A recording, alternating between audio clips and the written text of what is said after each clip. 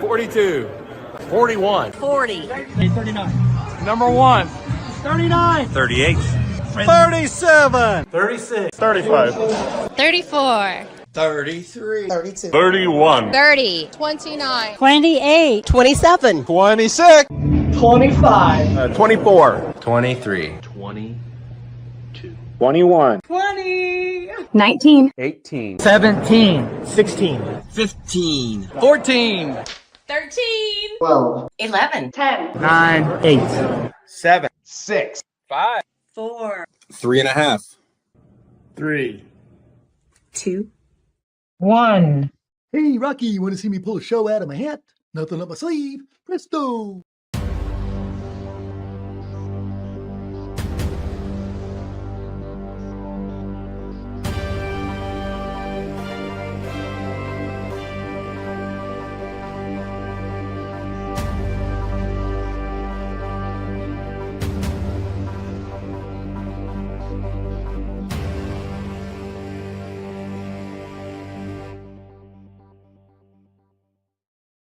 Good evening. I'm John Schmitz, your host of the Mouthwash Talk Show, a minty fresh take on politics. And yes, I didn't fix the intro there. That was not Andrew Ireland, and it was Jeg Tesla, who's not going to be on the show. So I fixed it, but I never downloaded it. So it's been a whirlwind. So we went over to the inauguration this weekend, left out of here at the crack of dawn on Saturday, and rolled out of DC this morning at 7 a.m. And here I am. Already been to a meeting and produced Witty's show that was on earlier on that. And in fact, he's going to be our promotion tonight. He's going to come on and tell us a little bit about his program called Witty Reviews, or as I like to call it, Scorched Earth.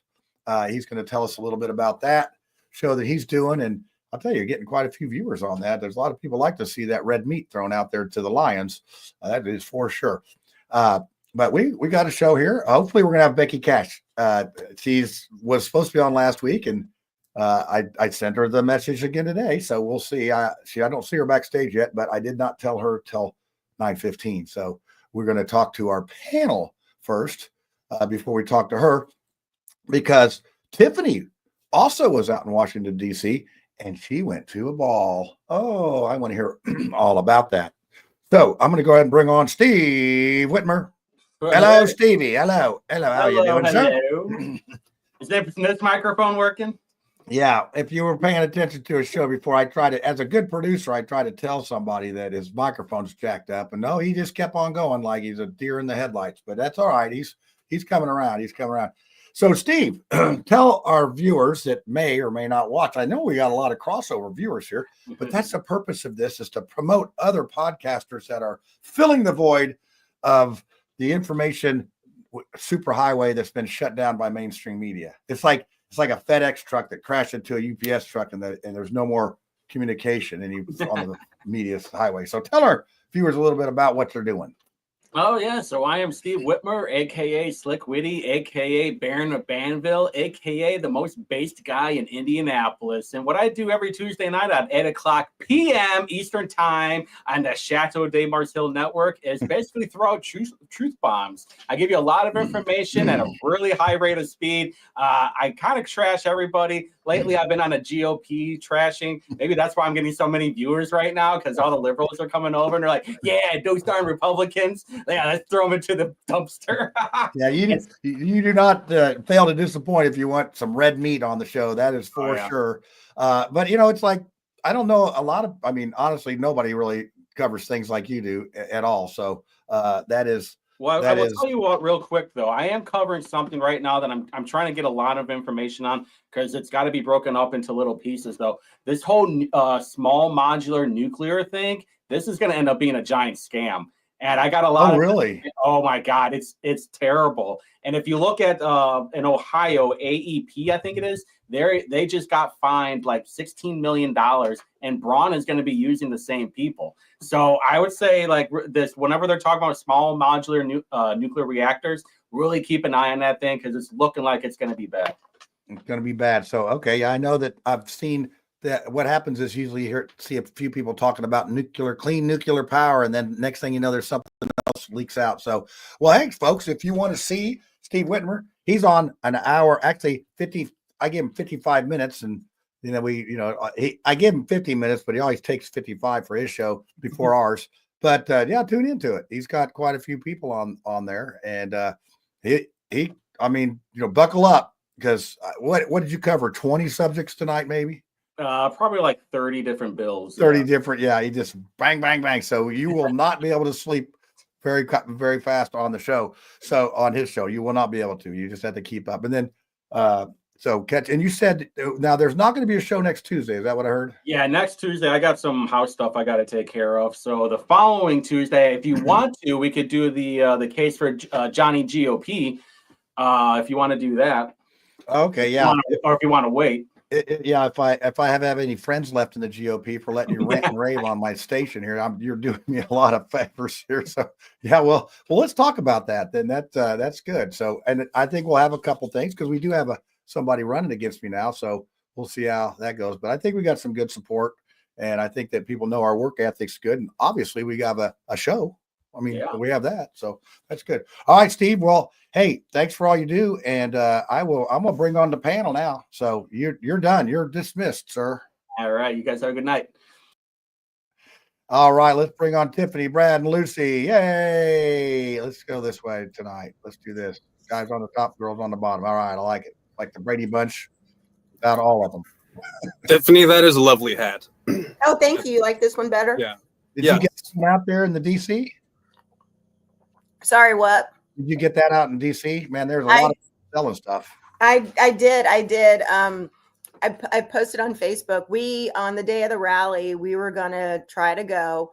We're lucky. Our hotel was less than a half a mile from the convention center. Like, we were walking around and we could see it, but we were trying to get in line, and we walked for 2 hours and could not find the end of the line. The line was unbelievable. I bet it was 2 miles long. No, it was longer. It was 3 okay. miles Well, I mean, so we got there at 8:30, and it started raining. I mean, it was 7 hours we wait in line. So we get around, and we saw Sharon. I saw several people I knew, and Sharon Cobble was like a block and a half in front of us. And we got up to 9th, and I just had this premonition. I was like, man, I got to go to the front of this line and see what's up. So if we're going to get in, I go up there, Tiffany, and they're just letting people in. I'm telling you what, this dude was yelling over there. These people didn't wait. This isn't fair. He was like going off on these National Guards. And, they were, Brad, I know you're laughing down there. They're like going, and then yelling at him. They're like, So we were in line last night for the ball. And when we got in line, there were people who had probably been in line for like an hour or two. And they took the line and they wrapped it up and down the sidewalk. And then when we got in line, we kind of jostled to be in this spot. And we're standing by this dumpster, and you can see the convention center where the balls are. And we're standing there. And then all of a sudden, the guardsmen, they like turn on the dump truck to move it. And so what is like the middle of this 3-hour line, actually what is the end of this 3-hour line, becomes the front. Oh, and hand to God, we were the first wave of people to cross the street, walk the serpentine, do the long tent, and go into security to go into the building to walk through another maze to get to where the ball was. But the guardsmen, they don't care. They're like, they do not. They have no cares left. So, I get up in this handicapped lane, and the guy's yelling. I'm like, well, hey, I'll do that. But so I got on the phone. I said, okay, abandon the line, everybody, because I had 5 other people with me. Let's go. Come around the thing and come in here. So I go in, and I got if you saw my videos, if you want to check out my stuff on Facebook and whatever, I had a great seat and poor Sharon didn't get in. I bet you there was 80,000 people that didn't get in. I don't even want to guess how many. It was you're right. There were 80,000 people who didn't get in, and then they said that the top rows weren't filled. There was they didn't fill them, but that's part of the plan. So I go out there to get a hot dog at 5:00. So Trump's supposed to speak at 5:00. I'm like third in line, and all of a sudden they shut the gate and start throwing the food out. And man, these two dudes in front of me, if they were the seven dwarves, they were angry and grumpy because they started yelling at these dudes and saying, "What are you doing?" Well, Trump's getting ready to talk, and that's what they told us to do: shut it down and no more food. So they do it the same way. And I think honestly, people are saying, "Well, the traffic, the way they did that." I think they do it that way so that you can't get a pattern. So, they let random people in, even somebody waiting in line or whatever. But there was somebody in the front of that line that got in line at 4:00 on Friday afternoon for a rally that started opening up the gates 48 hours later. so it was crazy. Yeah. Did they get in? Who was that? The person who's waited The that Friday long. person. Oh yeah, they were in front. I mean, they got the Oh, yeah. front thing. So when I got in, the second level I was in 213. They were starting to fill that up. I was amazed because I thought we had waited so long and the line kept edging up. I'm like, we're not getting in there. So, but man, it was a good show. I got in there right after I missed Hulk Hogan, but I saw everything else, so it was good. Oh, and then I didn't get a I hot think you dog missed because him of too. Trump. So What's I that? don't even think we saw him on TV. So we walked around for 2 hours, never found the end of the line, but the vendors got better and better the further out that you went. Like the hats got cheaper, the beanies like I had on, they were $5 the further out you went. The closer you were, the hats were like $20. And then you got guys selling them for just trying to get rid of stuff. I posted a video of this guy selling these Trump t-shirts, who's very colorful. Yeah, there was some colorful people. There's always some. Very, very colorful. I loved the commitment to selling the merchandise. But we had a great time. And so we ended up watching it at the bar at the hotel, watching the rally. And it was like watching the Super Bowl with 150 friends. It was wild. So we did the watch party. We went to the GOP. Actually, Brad, and anybody would be happy with this. The GOP had a watch party that was full. So since our tickets, so now I have 6 souvenir tickets that I have that we were supposed to use for the thing. But they opened up another one, and we had food and beverages paid for. It was nice.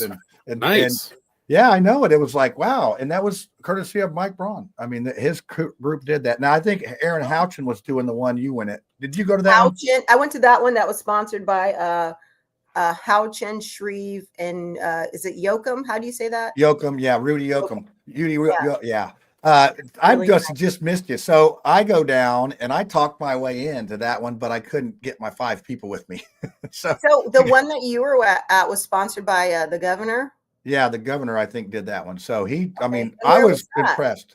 It was just up the street there at the Mission.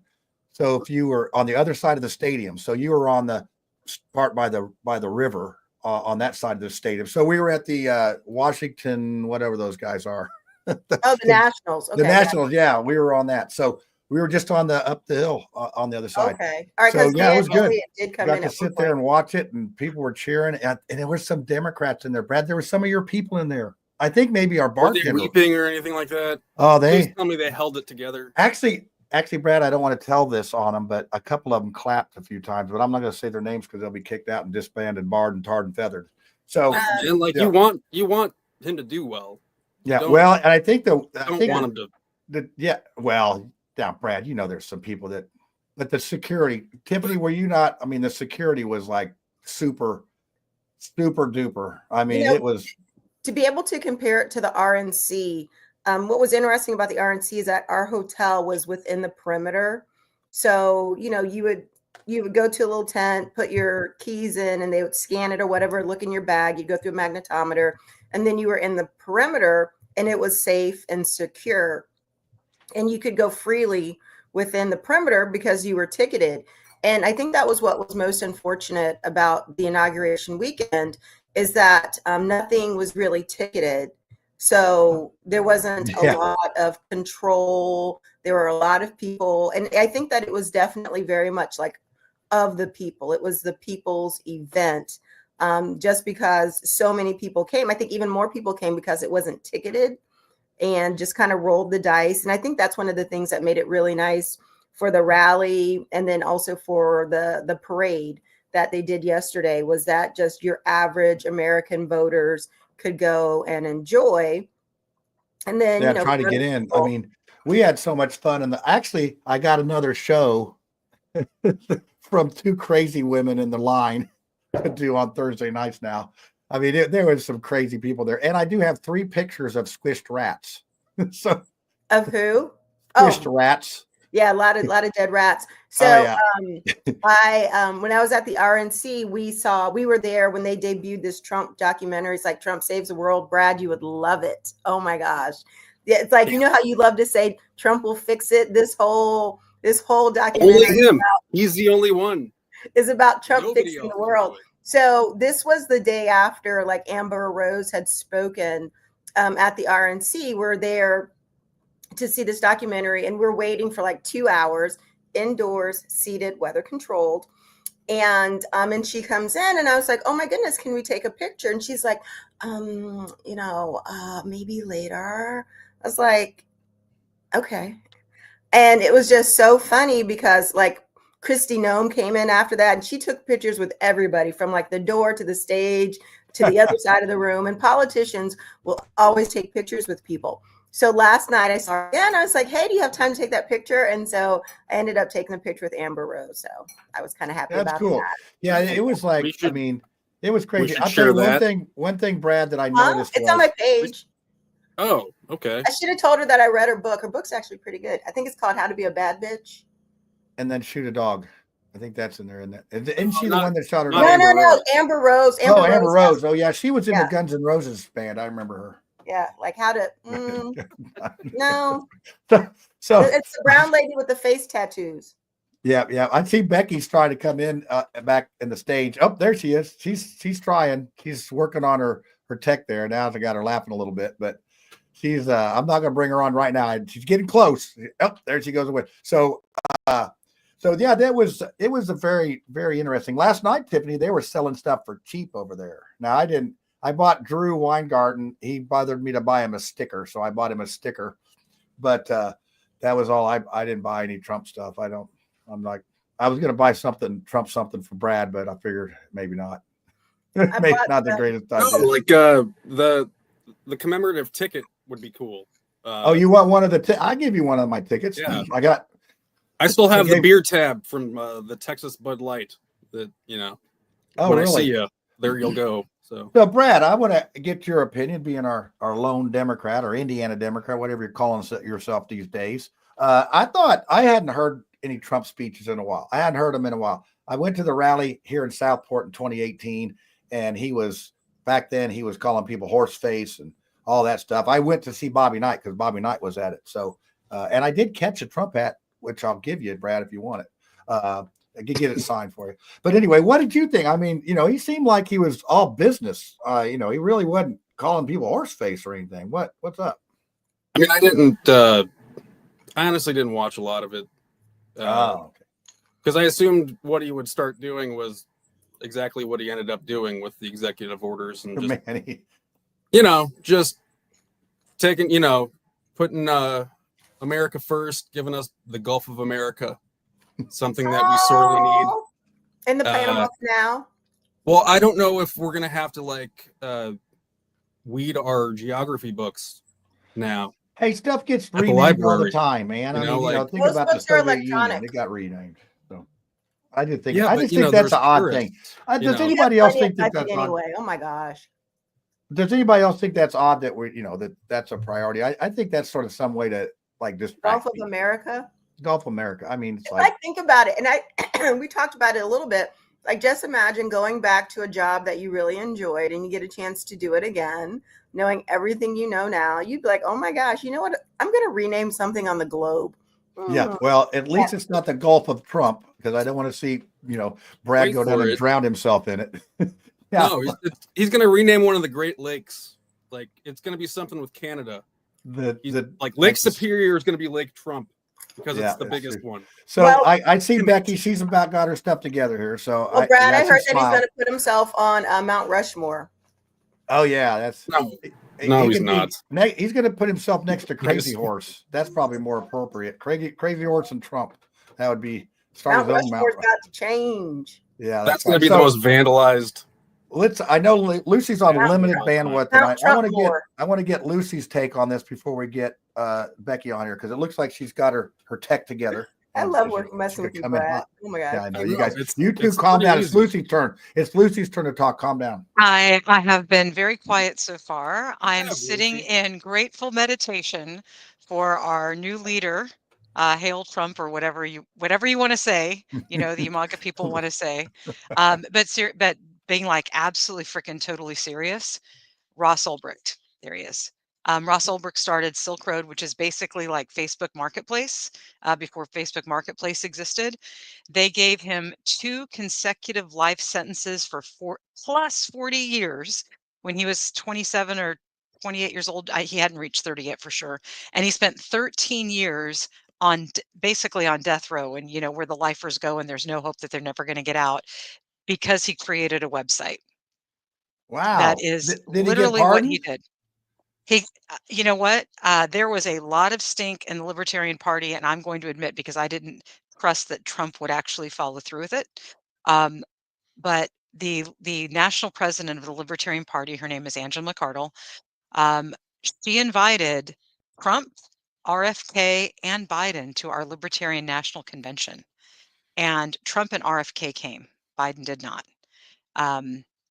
And it was a really, really big stink. In a lot of ways, there were divisions along the party of like how disrespectful of that to invite, other candidates from other parties to speak at our convention versus, how forward thinking is that. So, to figure out the things that we can do together and to bring, more attention. Obviously, we got more media attention than we would have without Trump and RFK there. And Trump made the deal, because he's the deal maker, that if the Libertarian Party would, help him and throw their weight behind him in any way that they could, that he would pardon, that he would get Ross out, Ross out. We didn't know if he was going to he commuted Leonard Peltier's sentence.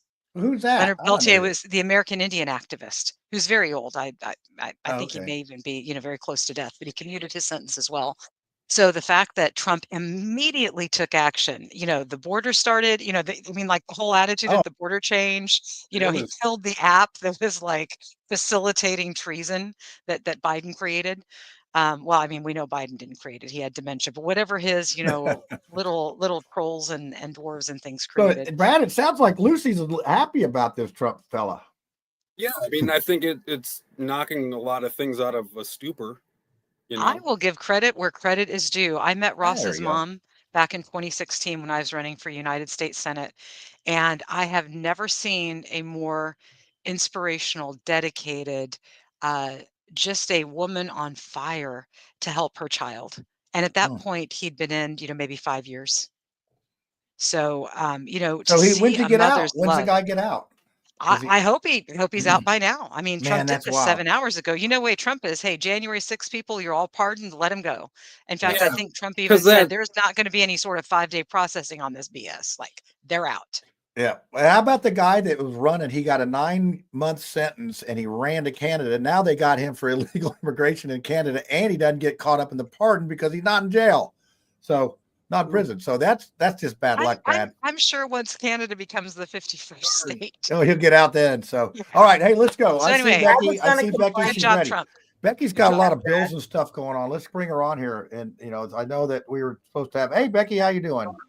Hey, just to be clear, I have been here with technology working for the last 15 minutes. Yeah, I wasn't positive. Just want to say that I know who Leonard Peltier is, and I'm so flipping excited. Yes. And I didn't know about the other guy. And one day we can talk about the death penalty, and Lucy and I will agree, and maybe the rest of you guys will disagree on the topic, but not tonight. Well, we had Jake Teskala coming on, and he's one that is co-authoring that.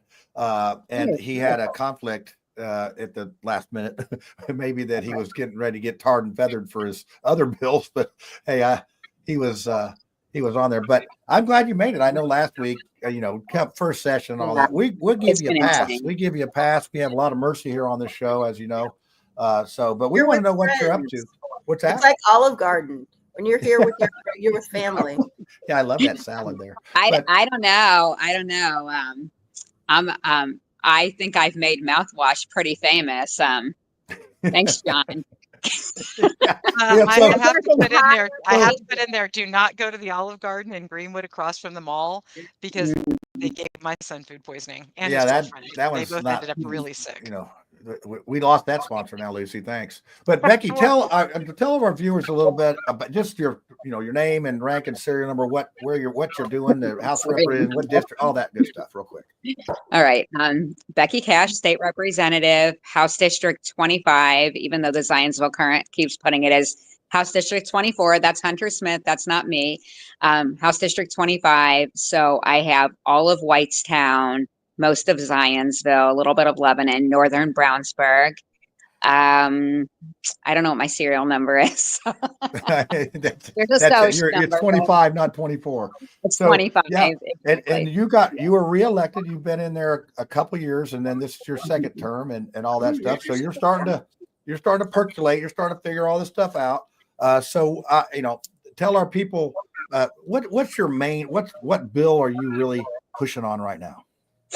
There's 9 of them. I've told you to pick your favorite. Okay. Well, I mean, right. So yeah. So I have some bills I can talk about, but to be perfectly honest, I made a commitment when I went in there that I wasn't just going to write bills for the sake of being like, "Ooh, look at me, I wrote a bill," and "Oh, those people suck and they didn't hear it," and I wasn't going to do that. And maybe that's not a good thing because it's crazy right now. Just a lot of stuff going on.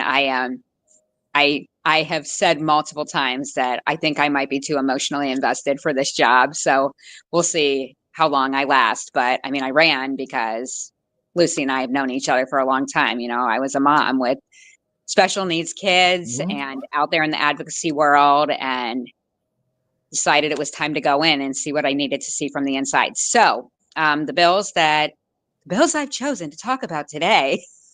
So actually, I want to talk about my PFAS bill because I don't know if you guys have ever talked about PFAS on this show before, but for those watching, I thought I've been peeing regular for a long time. I haven't been peeing. Yeah, well, you come up, or I would have lectured them already. Yeah, you've been peeing out a lot of PFAS, I'm sure. Flomax, baby, Flomax at work. I'm just trying. Yeah, but PFAS, for those who don't know, are forever chemicals. They basically they never leave the environment. They never go away. They found over 300 PFAS chemicals in the cord blood of babies. They're in mamas. They're passing in the cord blood.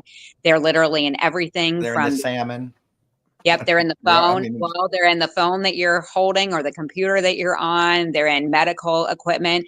It's on the needles that my daughter gets her insulin shot with. They're everywhere. And so the Attorney General of Indiana was actually, I believe, the first Attorney General in the nation to file a lawsuit against several manufacturers for deceptive practices and not admitting that these PFAS chemicals, I mean, they're in your printer ink and such. And so then 13 other attorney generals filed lawsuits also, and now they've been conjoined. They're in federal court. I'm assuming we're going to win because we like to win those kind of lawsuits, which will be good because then it will really go after the manufacturers. So I actually didn't know about that lawsuit at the time that I contacted IDEM, the Indiana Department of Environmental Management. I said, there's a whole lot of talk about water quantity. Oh gosh, that's a whole nother hot topic. Yeah, you got a little problem up there with the agua. Yeah, apparently they're taking it from Whitestown, and I have Whitestown water. So yay us, yay Lebanon. There is no sarcasm in my voice at all. You will not. That will not show up on a Democrat commercial. Maybe.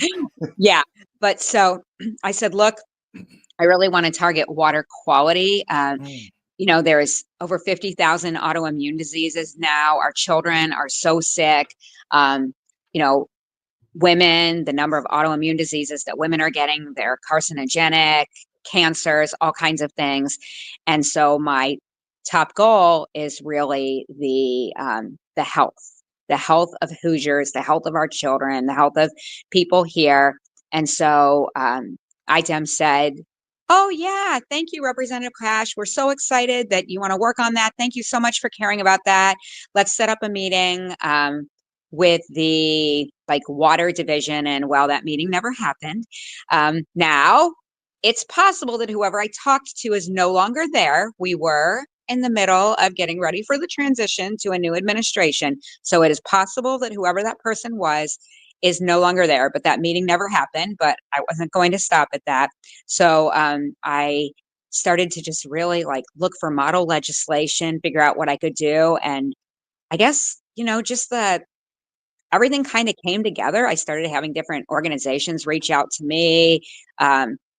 Purdue University started to do a series of webinars on PFAS chemicals and just practical things we could do.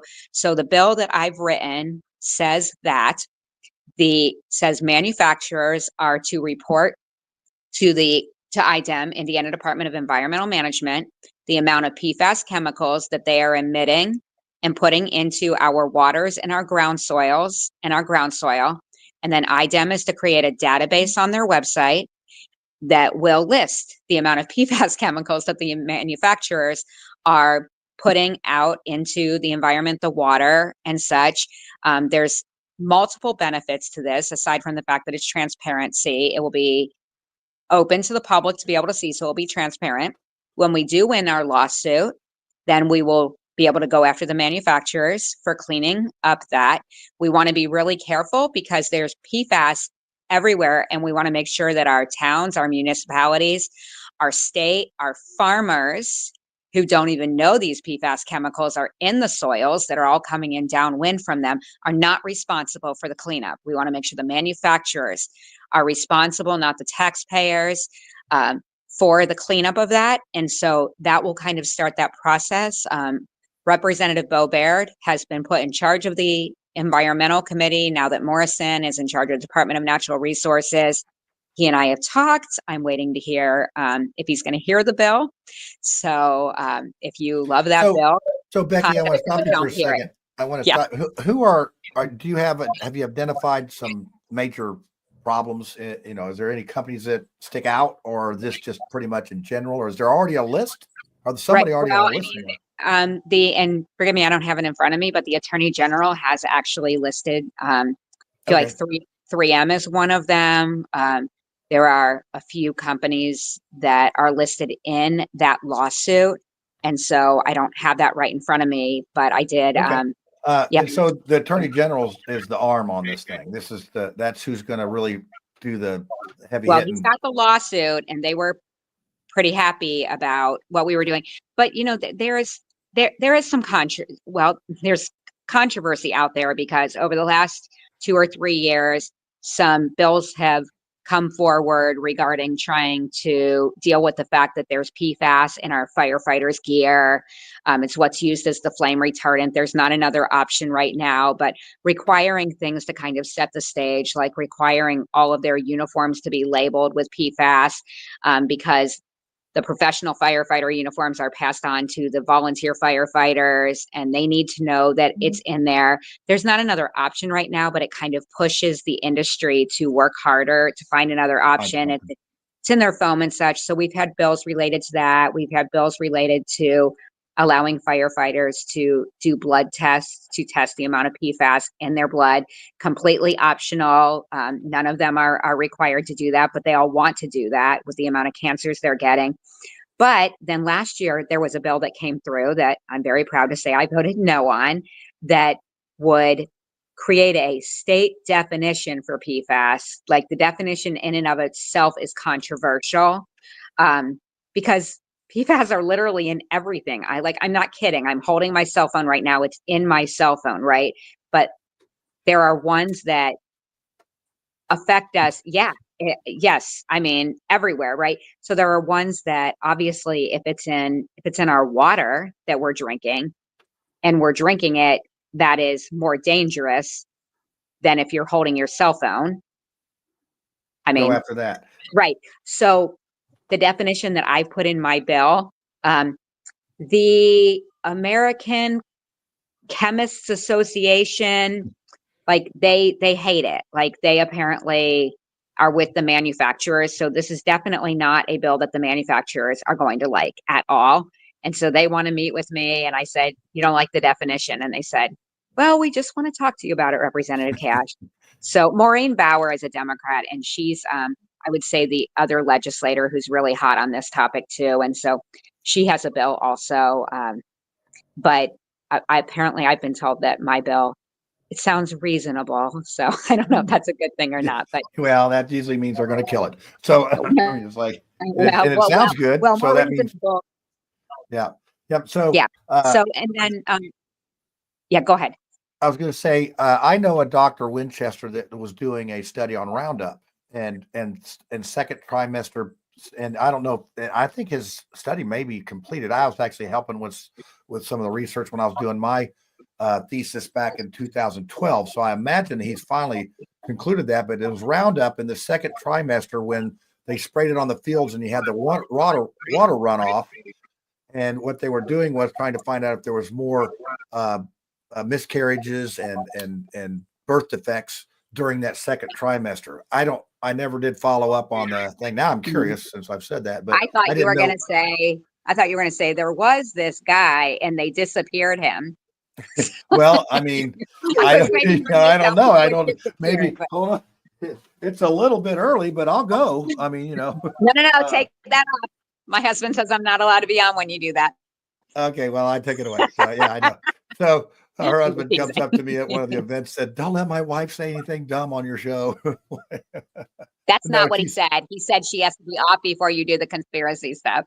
No, he said this while you weren't there, so you could just take that up with him later. Oh, so wow. I was supposed to be monitoring. He doesn't have a bed to sleep in yeah, tonight, that does is going to be a tough night after the show for your husband. So I'm sorry, I didn't mean to throw you under the bus, but it was sort of cute. That's okay. It was sort of cute. But you survived it. All those commercials and everything. And actually, the one I saw, I thought, wow, I'd vote for her. so actually, I had a lot of people say that to me. Well, apparently, they're like, it wasn't your Shreve moment. Let's put it that way. You're still around, so you're good. Yes. But yeah, so I mean, so I listened to Aaron Freeman tonight at a meeting, and he's on the Senate side. And man, he's a cynical guy because he's like, if somebody asked a question or somebody made a comment, don't throw your hands up and quit. And I'm telling you what, pretty much a lot of the people I talk to that are down there with you at the State House, off the record, on whatever, they get frustrated because their bills get not committee heard, or you just sort of get shuffled to the back. And if you really cause some troubles, you'll get John Jacob. There's just, so I sensed the frustration of that. And so what Aaron said, his way to get around what is just choose your battles, and don't make the speaker or the pro tem mad. Have you learned that? Or what's your secret? Aaron Freeman makes a lot of people John, mad. Did you say be nice and play by the rules so you don't get John Jacob? Is that what you said? I did say that. Said it. Yeah, we got terminology on this show. We got Shreved. You can get Jacobed, you can get Shreved, and you can get Cash. But Cash is good because you win. Aaron Freeman makes people mad, but I will tell you, Aaron Freeman and I have a good relationship going on right now. A couple of my other bills have to do with, I have a rape kit bill that's being heard on Thursday morning. And I also have a bill that has been filed. It doesn't have a hearing yet, but I'm hopeful. I even offered to combine it into the rape kit one, but it has to do with creating a sexual assault response team commission. So it's SART is short for it, SART, and the SART is already in state law, but the current SART is the representative for the Indiana Criminal Justice Institute, and representative from the Indiana State Police is to work with the prosecutors on proper sexual assault response, which is great, but every law enforcement agency does their own thing, and some of them do a really good job, I'm told, and some of them do a really horrible job with the way they handle people who come in to make reports on sexual assault. So the goal, I worked with sexual assault organizations. We wanted to create a commission to go in and look at what all the agencies are doing, and then to make a recommendation to the Law Enforcement Academy on what proper procedures and training should be. So Chairman Bartels, Steve Bartels, is in charge of the Committee on Veteran Affairs and Public Safety, which I am on that committee. And so he and I have talked. I'm hopeful, based on our conversation, that he's going to hear it. It's probably going to turn into a bill where we actually assign ICJI and Indiana State Police to actually just create the report, to do the job instead of a commission, because commissions, well, like the Commission on Seclusion and Restraint that was told to meet twice a year, and they went, oh, we thought you meant every other year, and they hadn't met in 14 months. So, I mean, it does make more sense to assign someone who's already paid to do a job and actually has access to the material. So that would be the SART bill, the rape kit bill. So here are the official numbers. We have a 6 to 8 month backlog of rape kits in Indiana. These are rape kits that are at the Indiana crime labs where a police report has been filed and they are waiting to be tested. So about 600 to 800 tests at any given point in time are waiting to be tested. The reason we have such a backlog that we have, we're not alone. A lot of states do, but the reason we have that is because the crime labs are also testing like murder weapons and clothing and all kinds of forensic. They don't have enough equipment. They can't pay competitive wages. The people who do these jobs have to have degrees. They can get hired up by forensics at universities or other places. They can make more doing that. So the bill would create a grant fund specifically for the Indiana crime labs to be able to buy the equipment they need specifically to process the rape kits and to pay competitive wages so that they can hire the staff. And then it would assign the ICJI, the Indiana Criminal Justice Institute, to give an annual report on the status of the backlog. It's super important because the longer it takes to get, of course, I mean, the results, right? The less chance they're going to press charges, the less chance, we're going to stop it from happening again and such. So, what's the chances of this one getting?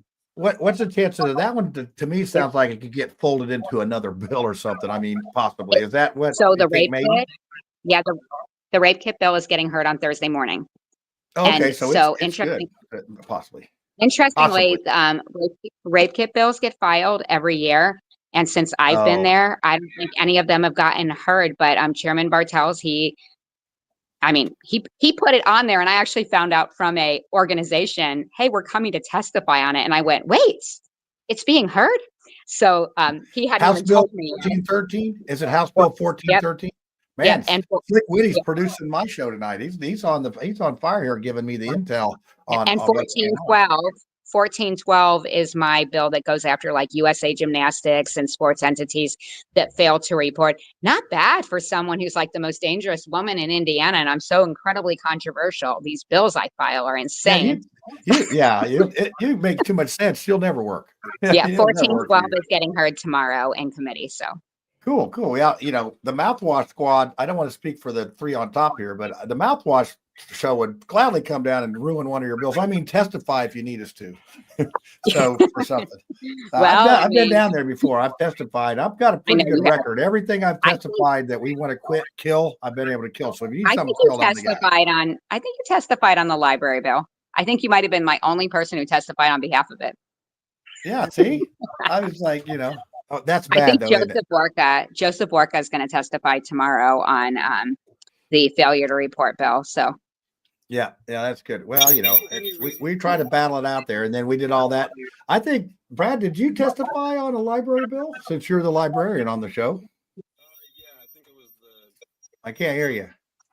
I don't know why I can't hear you. Is your cat laying on the microphone? Yeah, the Bud Light. The microphone fell in the Bud Light. Can you guys hear me now? Oh yeah, some. It's sort of funky. Okay. Brad, I'll be quiet. Perry Library? He's in Alexandria. Are you with Perry Library?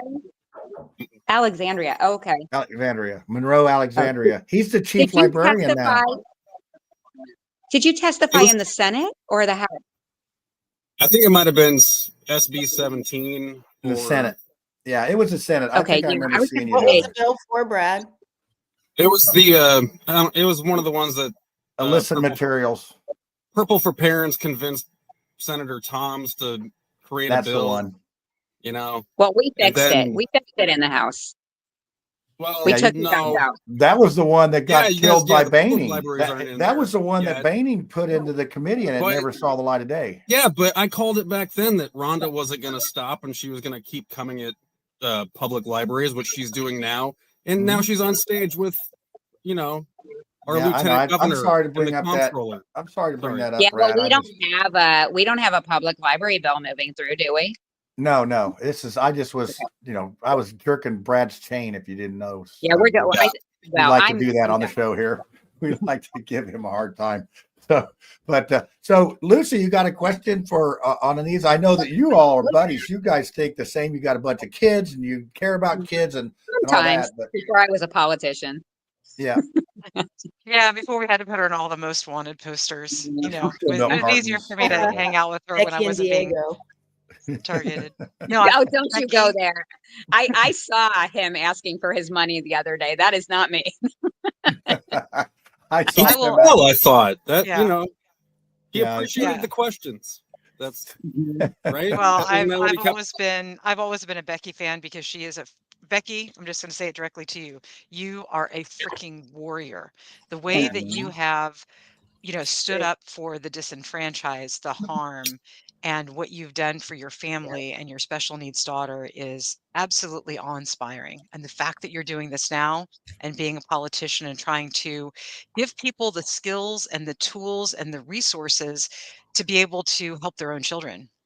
I mean, you're in the perfect place. Put that in a commercial, Democrats. Well, and the thing is, you stuck your neck out and was vulnerable because of your stance on things, but you went right to the line of how much you could, right to the line. And we love that here. We love that. It's right strategizing. You asked Freeman, how do you do it? And I mean, of course, I'm only in my third year, right? And today was just an exhausting day. Like I am. That's what he said. I honestly kids are being taken from their families at a rate that is just completely and utterly unacceptable. I've met with the Secretary of DCS, the new one, Secretary of FSSA in the last week. Really, really great guys. They clearly were brought in to fix very broken systems. I don't envy their jobs, but even today, I know a family that was in court and DCS has come in and taken their children, and they're great parents, and it's exhausting. At times we're at record numbers. Am I wrong to say we're at record numbers? I know that the foster care is at record numbers. So yeah, I don't know what the exact numbers are, but in the last 6 months, I've known 3 families who have had their children, including 2 nursing infants, taken from Riley. In all 3 cases, after spending $10,000 that they didn't have, they've gotten their kids back, proven to be innocent. They didn't do anything wrong at all. Of course, now the babies are weaned. They're never going to go back to breastfeeding, which is no big deal. And these families, like the one today, they've already exhausted every penny they have in a custody battle to protect 2 of these little girls. And DCS turned around and gave the little girls to the mother who had custody taken away. And I'm just like it makes me want to cry. I mean, I say I'm too invested for this job. So I'm going to stay and I'm going to fight for as long as God gives me the wherewithal to do it. And for as long as my own children can handle it. And I'm just going to strategize and do my best. So with DCS, what's going on there? With DCS and the children and families, are they? I think I don't know. I'm just going to say it. I mean, the past administration, they either gave up or they didn't care, or he was too busy trying to close deals on businesses coming in. I mean, they spent $10 million a couple of different times to create new computer systems for DCS. Neither of them worked. FSSA, our Medicaid is it's I've so heard problematic. Some stories about that. Yeah. I mean, there's a lot of issues, and I think Mitch Rube, who is in charge now of FSSA. He was brought in 2005 to fix the system. It was very corrupt back then. People were dying, like literally dying, and he's clearly been brought back to try to fix it one more time. You know, I know Adam Krupp, who's now the secretary of DCS. I liked Eric Miller, who's the outgoing director, but he only had a few months to try to fix a lot of stuff. The foster parents really liked him. It was the first time the foster parents actually had access to a director to talk to. And interestingly, both Eric Miller and Adam Krupp live in my district, and poor Adam may regret that, because he may regret giving me his cell phone, because I've been texting the guy and I promise I'm trying to leave you alone, but and so so I just really hope that Braun really has brought in the best of the best. What I've seen, I think he's wanting to do it, and that's is there just like a need for more caseworkers and more case managers? Or probably better direction and guidance.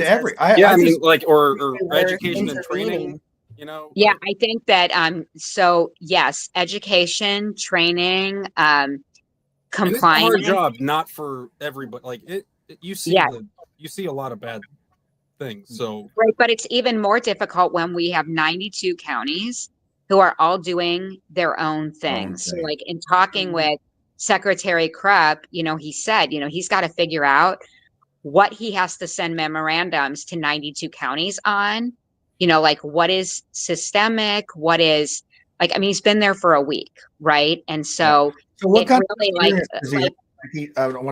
I got a question here. What kind of experience does he have in that capacity? I know that he's run for some office and things. So, I mean, I know he's been in administrative position before. I honestly don't know the answer to the question. I know Mitch Rube has a major administrative background, and in 2005, he was the secretary of FSSA when it was very broken then.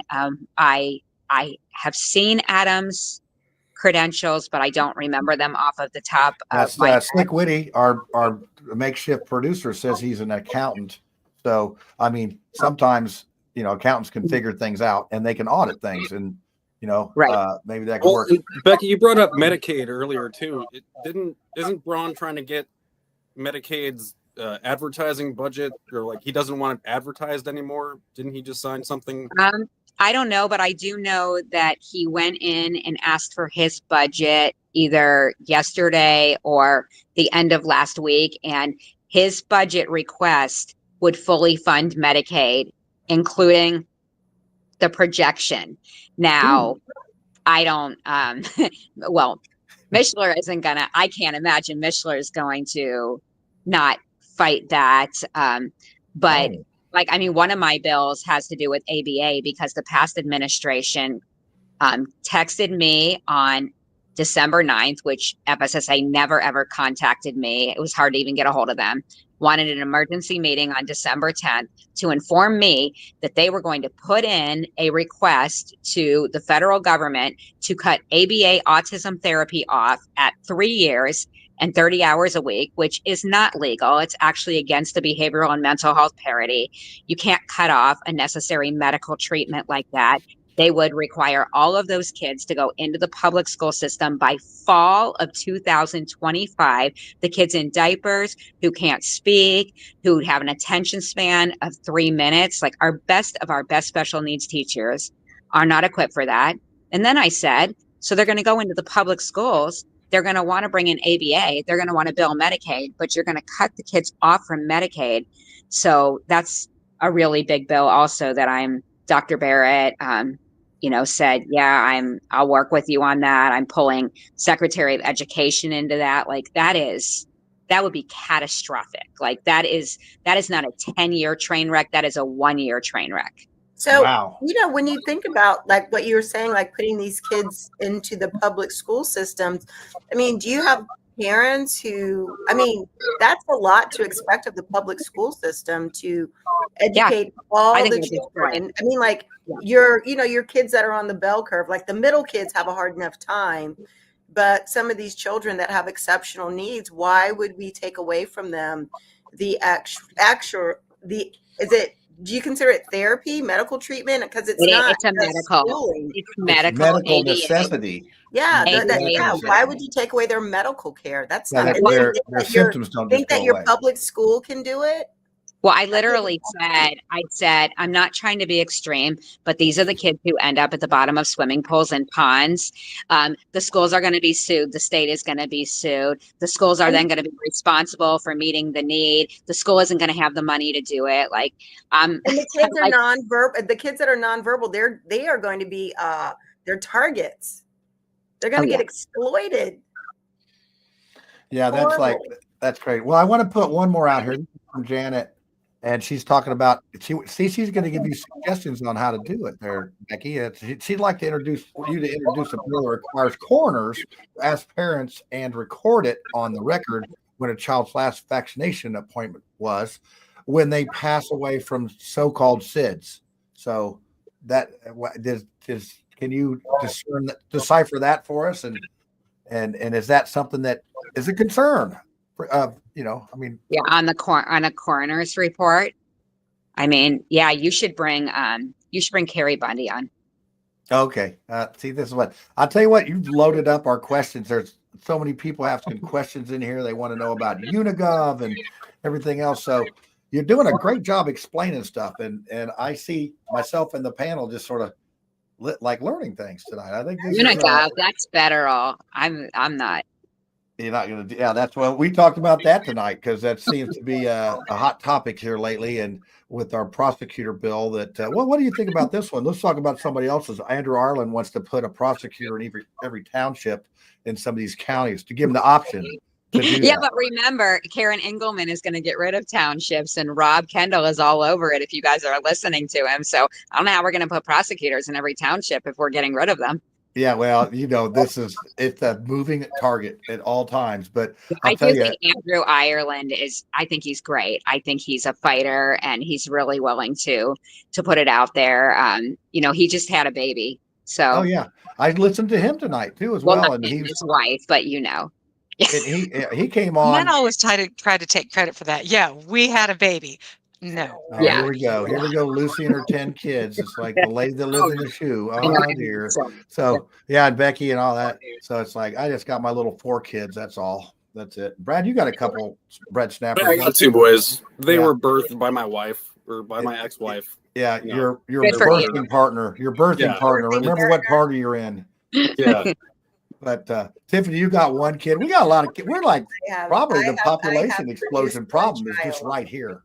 So hold on, let's do this. So Becky, how many children do you have total? Like 5? 6. 6. Okay. So we got John with 4, Tiffany with 1, that's 5. Brad has 2, that's 7. I have 10.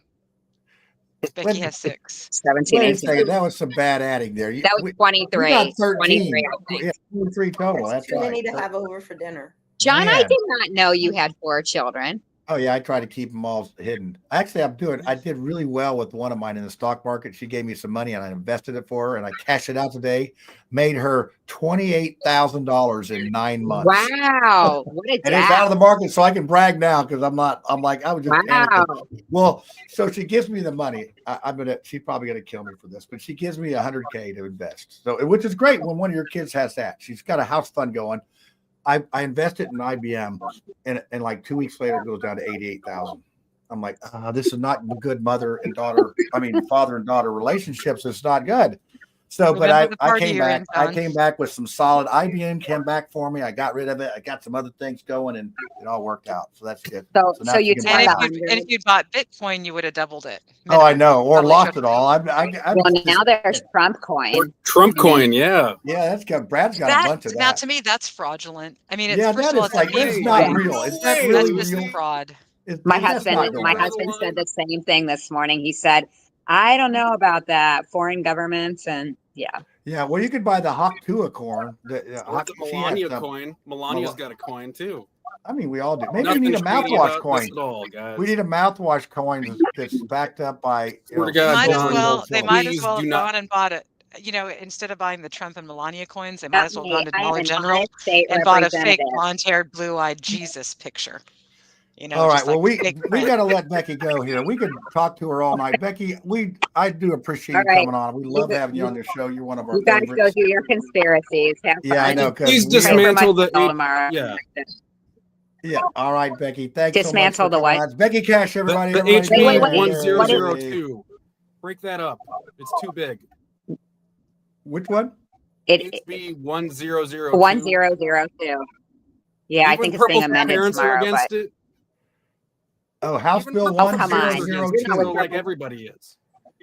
Just I'll have to go yeah. see what part of it they're against. So anyway, all right. Thank you. See ya. Come on, Brad. Don't be when I'm trying to get an exit here, and you got to put an extra question in there. You're like Columbo on our show. Columbo is always like, "Oh, man, one more question for you, man. Yeah. I got one more question, man. Where were you the other day? Columbo You said was you had awesome. eggs." Yeah. Yeah, I mean, He got to the bottom of things, John. What's that? He got to the bottom of things. He did, ma'am. Hey, ma'am, I just want one more thing. Were you at the Trump rally? But yeah, that's, I mean, a lot of stuff going on down there. I just think, man, that's a lot of new laws and stuff, isn't it? I mean, they each get to write 10 bills. That's 1,000 on that side. And then the Senate gets, 500. Man, that's a lot. Now, I know they don't get heard and all that, but I tell you, talking to Aaron Freeman tonight, he gets so frustrated. He just gets frustrated with the whole thing. He's not got the patience for it. But Andrew Ireland, he just he's still young and bright-eyed and bushy-tailed, and he still thinks he's going to move a needle somewhere. Why don't they work for longer then? Why people work for that like 40 years and stuff in there? Or you're talking about... I mean, if they have so many bills to do, why don't they extend the amount of time they have to, Yeah, well, I mean, I think, the short session, which was last year, and this is a budget year, so they have the bills and then they got to find the money for it all. They only get 5 bills in that session. So, but I'm thinking they should give them 5 takeaway bills and 5 new ones. That would be good. Then your first 5 are got to be fix something or get rid of it, and then you can put something on. But think about all the rules and everything. No wonder we got so many people in jail. I don't know. I'm breaking laws every day I don't even know about, probably. So I'm a lawbreaker. So, but anyway, that was good. That was good. So we ready for what do we have here? Oh, next week. Let's do a little preview for next week. We got Jim Lucas and Lucy. Tell us about your guy or what you got. You got some zoning garbage going on there. Oh my goodness. So I was trying to not be too involved in politics. I know you won't believe me, but when they came to me and they said they wanted me to run for Senate again, I'm like, oh. I've moved down to Washington County. I'm trying to live the quiet, genteel life of a homesteader. And unfortunately, politics is dragging me back in. So our guest next week is David Lyles. He is actually on our planning and zoning board.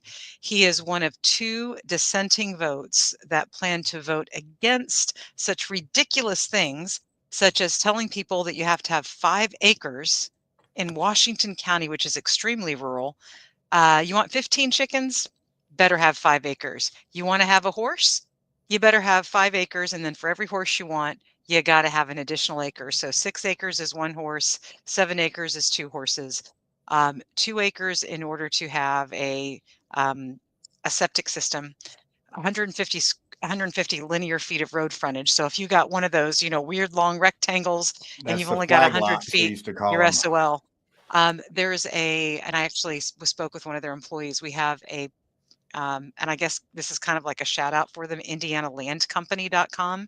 So they are a real estate investing firm that, as I would say, they buy by the court and they sell by the shot. So they'll buy, 40, 50, 60 acres, and then they'll divide them up into lots, almost like a small neighborhood or a subdivision. So you can live on, an acre, 2 acres, 3 acres. Most of them are 4 acres or less. So obviously that allows them a tremendous amount of profit, but it also creates a small, accessible piece of property for people to leave the cities. And a family of 4 can easily homestead and literally provide 80 to 100% of their family's food on 1 acre.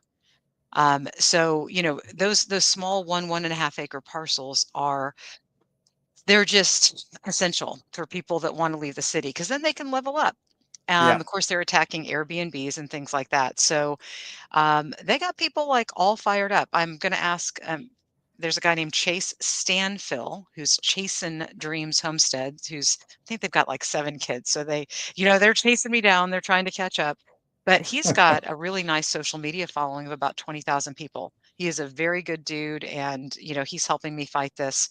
So this is not just a Lucy fight. I mean, we've got hundreds of people that are going to be I don't want to showing be up. on the other end of a Lucy fight. That is for sure. And I so will. What's Yeah, the I will. motivation behind the land requirements per animals? What's the motivation? Was there like a hoarder or something like that had a bunch of chickens? That No, but there's I'll tell always you what. one. I mean, honestly, like I could see it being the only Well, reason that would exist. well, and one of the things that I've been very vocal about is it's not just about giving a zoning board the authority and control and the county commissioners for something as silly as deciding how many chickens you can have. I mean, Indianapolis allows you 12 hens and a rooster, and Bloomington allows you 5 hens. They don't want anybody to have a rooster.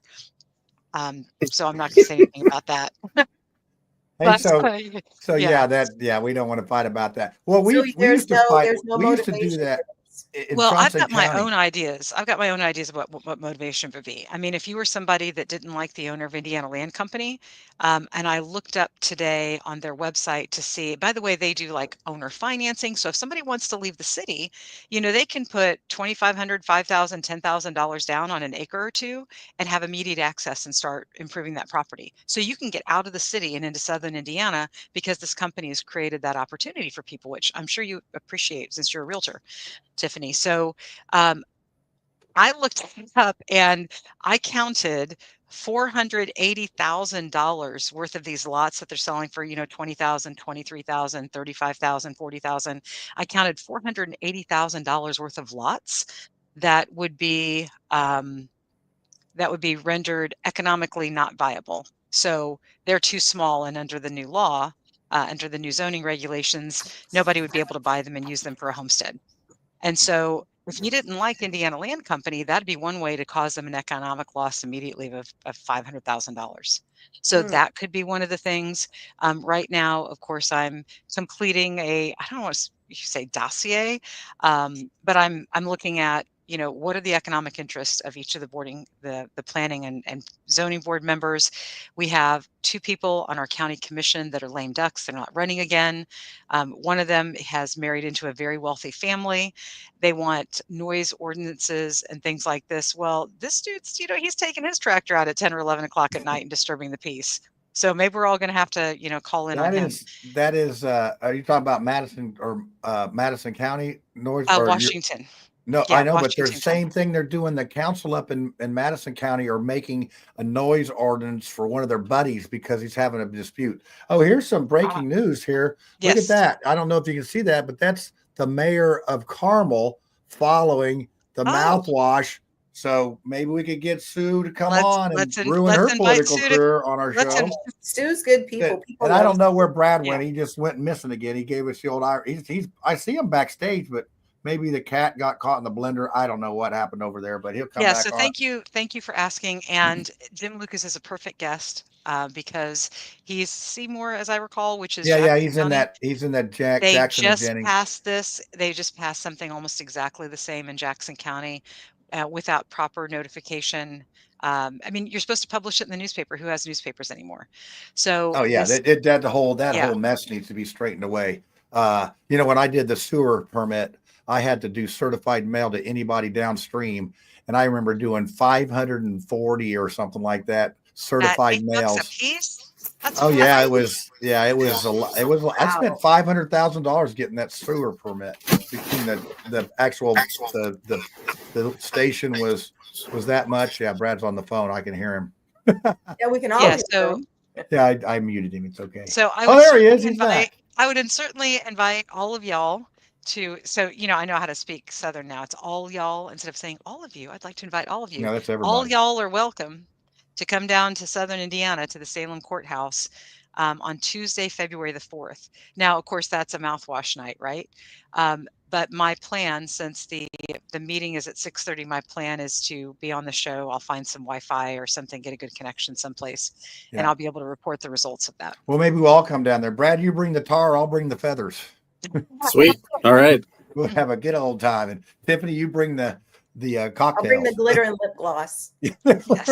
And don't forget the moisturizer, man. I'll tell you what, I felt like I went through the desert on a horse with no name out there. I was 7 hours out there. We poncho on, poncho off, snow, rain, sleet, everything. How did you even stay warm? I don't know. I don't know. It was all I had was this. The rally, so it was worth it. Good. Yeah, it was. I don't know. It was a lifetime thing to do, and I just got to see the village people live and all that. It was great. There's only one original member.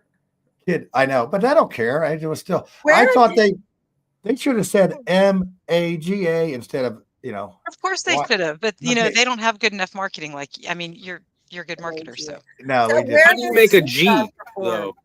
I don't. Oh my God! You guys all did it. I know, right? You ask, we deliver. Where did Snoop Dogg perform? Yeah, that was great. Those were not Seizures. Yeah, that was like we were like the Dallas Cowboys cheerleaders on that deal. Yeah, we were there for that. That was good. I don't even feel like doing the conspiracy tonight. What do you got? You want to do it or not? I've already unloaded Washington County on you, so that's okay. That's gonna be good enough for me. I'll tell you.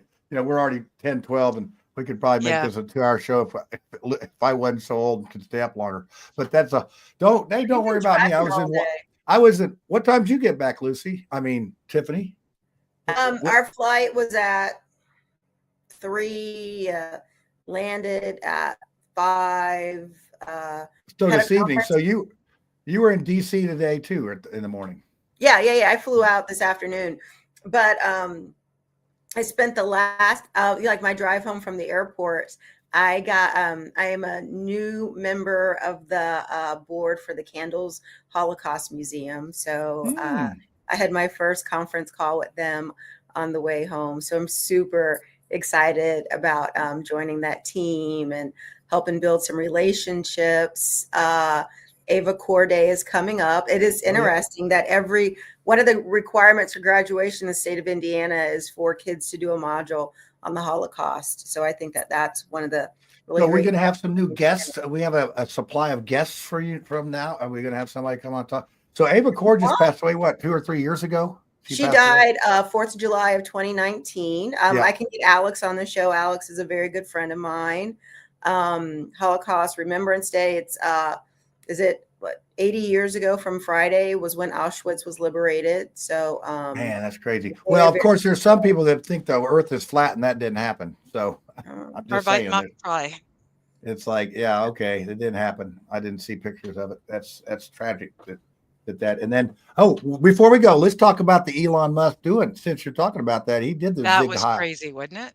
What do you think, Lucy? Do you think it was a Zig Heil, or do you think it was just him doing I've Buzz seen Lightyear combination? I saw. I don't know. Maybe he just doesn't know how to do the dab. He doesn't have contact with his teenage kids. But I saw. In there, he was making a face like he was trying to look cool. Like he's making an angry face. He was like, I think one of the kindest thing I saw on social media was somebody said something like, we all know that he's on the spectrum, and some of the things that he's done before have been just a little bit off, and like he probably didn't mean anything by it, but some of his gestures and things, I thought that was very kind. Well, there's a reason they put Vivek Ramaswamy with him, because Vivek's a very good speaker. And I think if you read into that, polished, yeah. Well, and he's only going to be there 6 months or whatever. But but the media just makes too much of it. I think it's like remember in the Olympics when the opening ceremony. Yeah, the Christians thought the opening ceremony. Yeah, and because people were sitting on one end of a table, that was the Last Supper, and people overreact. So I feel like this is people saying Elon's a Nazi. It's like, people are always looking for something. Like Barron Trump whispered over something to Biden, and everybody's like, it's like there's enough big stuff. that we got going on. I don't know if you noticed that in the thing how far Kamala was sitting away from Joe Biden. I thought she was going to like sit up on the rail of that chair to get away from. Did you see that? Dude, I was like, dude, not good. They both had their feet. Her feet were, her legs were crossed away from Biden, and Biden's legs were crossed away from Trump. So that was to be expected. Yeah, it's like like but watching Trump and JD had that alpha power. Yeah.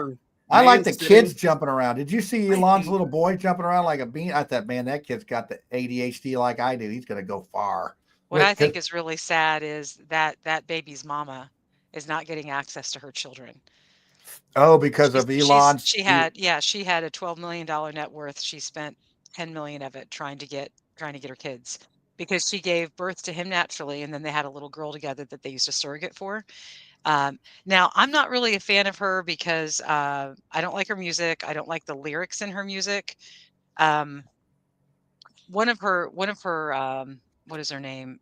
Her real name's Claire, but I don't remember. I don't like her that much. But anyway, one of her lyrics in her song is, "What will it take to make you capitulate?"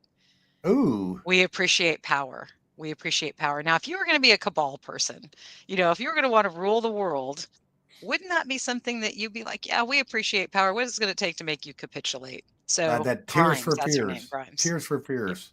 Everybody wants to rule the world. I think that was Bill Maher starts his show out with that. That's Let good. it all out. But yeah, it was just a very interesting thing. So Tiffany, give me your one best takeaway from your experience. Wow.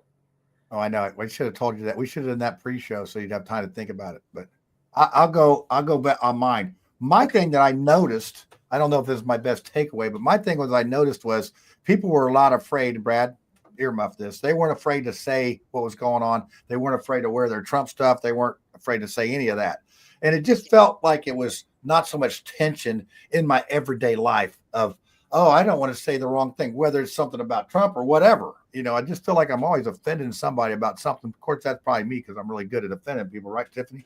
So anyway, I just felt like, hey, there was like a lot of like-minded people there, and you didn't have to. But you look at DC, it's like 90% Democrat. The bed and breakfast we stayed at in Maryland, that was Brad. You would have loved that neighborhood. They had bump signs and they spray painted Trump on the underneath it, bump Trump, and they had all sorts of.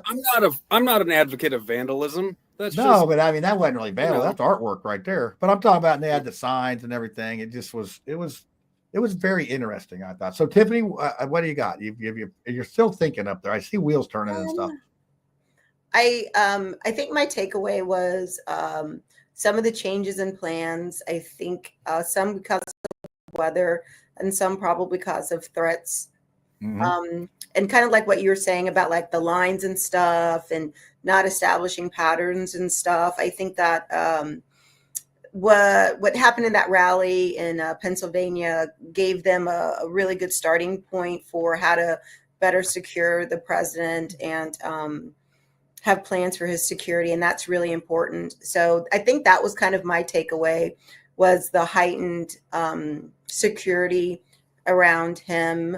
Because when you looked at it, like I guess he was staying at the Blair House. And when he left the Blair House to go to church service, they had like that tent tunnel so that you couldn't see them going in and out of the house, all the cars that were in the motorcade. And I just really feel like Secret Service, they're really doing everything that they can to keep him as safe as possible. Yeah, it was definitely that. Well, here, speaking of that, here we have this guy right here. He was 25 feet away from Trump when he got shot. Of course, I met him in the line, Brad. I'm out there working for the show all the time. And he's actually got a real picture on his phone of Trump's ear bleeding and stuff. So, and really? he was a fun guy. He's running for the Westmoreland County Commissioner, Paul Costco. So I'm going to get him to come on the show. I would still like more investigation in that. Does anybody feel satisfied still? About the Trump assassination attempt? Yeah. Well, I don't know what you want to. I mean, I want to learn about the assassin. Well, it's kind of like it's one of the things that Trump said in his speech. Yeah, we can release the documents on JFK and Robert Kennedy. We can release all of that, but I think sometimes it's the learnings. the learnings are that there's probably a lot of crazy lone wolves out there, people who've been marginalized and people who want to disturb at a whole other level. And we saw that with what happened in New Orleans on New Year's Day. Yeah, But I the just guy. think that we really have to be vigilant. I'm so happy that so I don't know if I mentioned this, but a couple, maybe 2 years ago, we went to the Heritage Foundation. They did this presentation, and they were recruiting people to be part of Project 25, and that was all of the executive orders that they had researched and written, and it was just so funny. And I just remember sitting at this table and being like, "Wow!" And now we've gone full circle. And what does he do the first days? He's just signing these executive orders that have already been written and researched and drafted. And the He list didn't of know names. anything about Project 2025. Pardon me? He didn't know anything about Project 2025, though, right?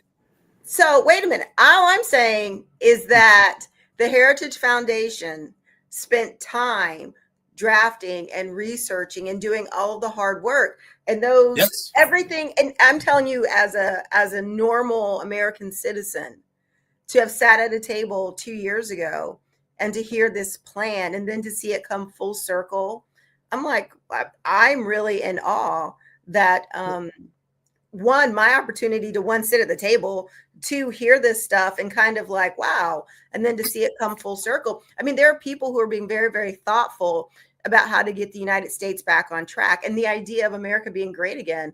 I mean, that's a really big idea, and it's based on what your thoughts are about like where your life is now and how it could be better. So it's individual for people, but I don't think people really think about like, how could my life be better?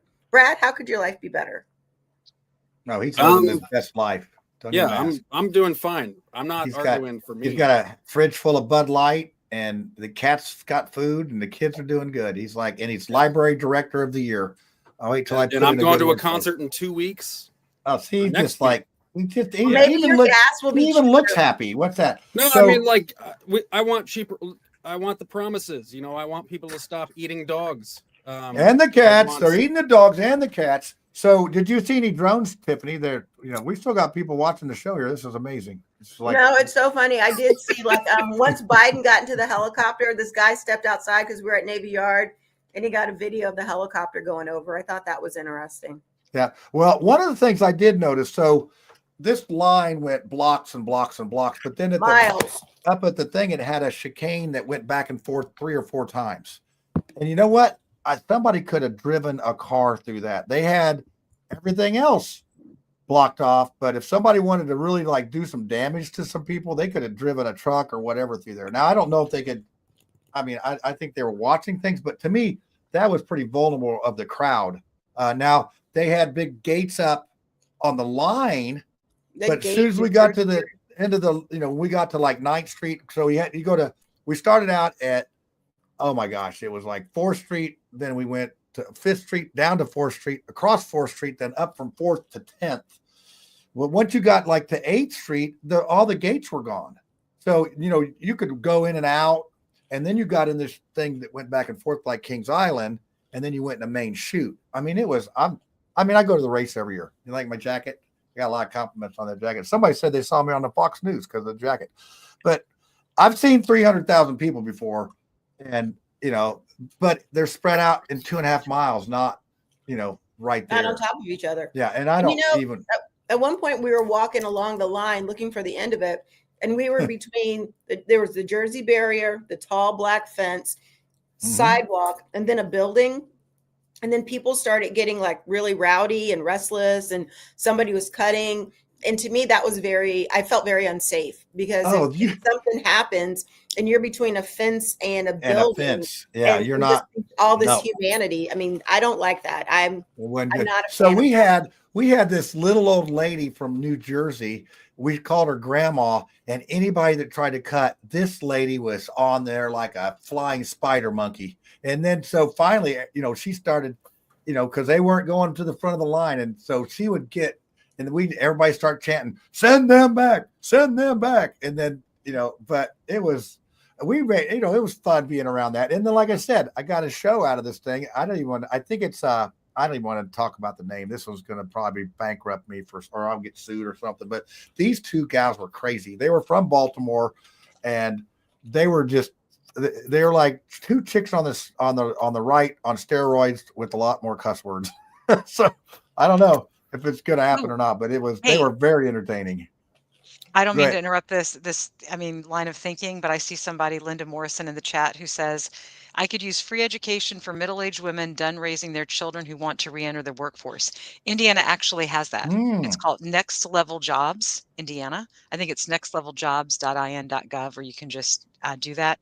And also the late Governor Frank O'Bannon's scholarship works very similar to how the 21st Century Scholarship works. So the next level... Yeah, for adults. Yeah. Yeah. Brad's cat is actually enrolled in the scholarship right now. Look how well I can tell. Got done studying. I'm pretty proud. Pretty proud, Papa.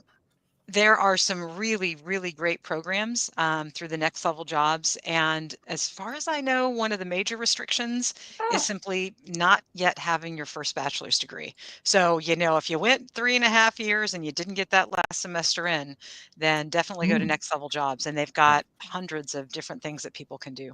Yeah. Well, Lucy, I hope you noticed that I put the libertarian yellow up for you today. I hope you noticed that. We try to be fair. Yeah, I know. Well, thank you. I didn't notice that. I'm thoughtful. I'm thoughtful that way. At least my wife says I'm very thoughtful. No. You're a Virgo, so you're going to put everybody else's needs above your own. You really should. You could. So we put had the mask on first. We had a bed and breakfast with, with 6 people, and we had 5 beds, and I took the couch. Of course you did. Even though as tall as you are, dude, you're tall. I wasn't doing very good math on this because it was only a 6-foot couch, but that's okay.